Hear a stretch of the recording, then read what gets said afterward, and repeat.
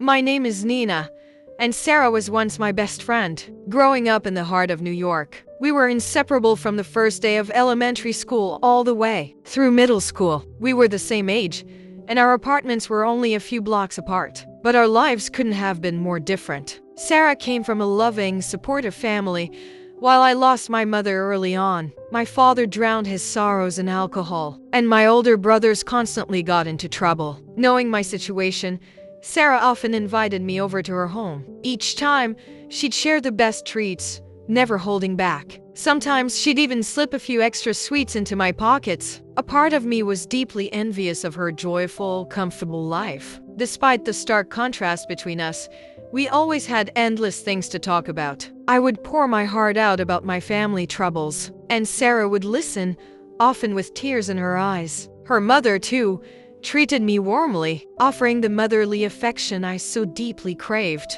When I had my first period, I was terrified. Sarah, seeing my distress, cried along with me, and immediately called her mother, who brought over some of Sarah's clothes for me, reassured me, and even congratulated me on becoming a young woman. That day, I hugged her mother and tearfully said, "Why couldn't you be my mom?" Life went on like this, but my jealousy over Sarah's happiness grew. Eventually, I started distancing myself from her, ashamed of my own bitterness. I thought that seeing her perfect life every day would drive me mad. While Sarah went on to graduate high school with honors and attend college, I barely made it through. With my family unable to support higher education, I enrolled in a technical program, found a job, and married quickly, eager to escape. My marriage was far from a fairy tale. I discovered soon after that my husband was unreliable and ultimately unfaithful. After enduring for years, I finally divorced him and found myself alone,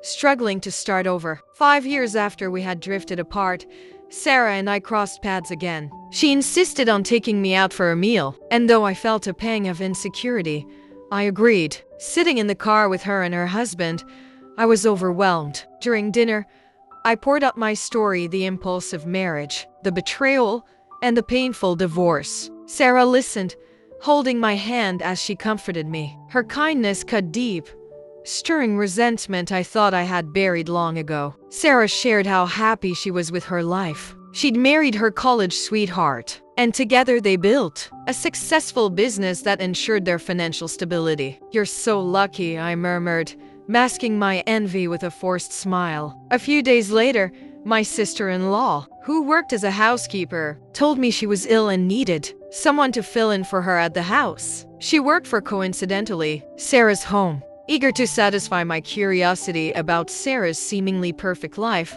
I agreed. Sarah was surprised to see me but welcomed me in. I took care of the housework diligently, and at the end of the day, she invited me to stay and chat. "You're like family to me, Nina," she said earnestly. "Helping me isn't work." Her words touched me, but beneath the warmth, my jealousy continued to simmer. One day, Sarah had to leave for a business trip and entrusted me with her house keys, asking me to look after things. I took the opportunity to get closer to her husband, Max.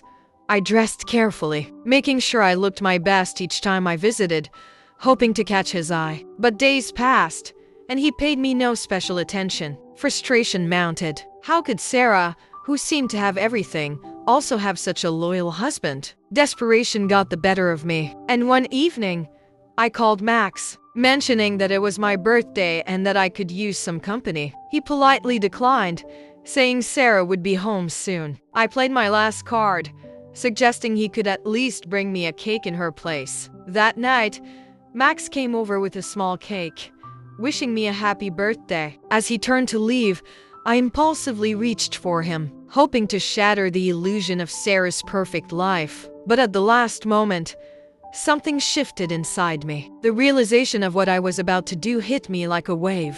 I pulled back, barely muttering a goodbye as I rushed out the door, grappling with the enormity of my actions. In the weeks that followed, Max called a few times, but I ignored him. What I'd done was buried in silence, a scar reminding me of how far my jealousy had taken me. And though no one else would know, it was a lesson I would carry forever.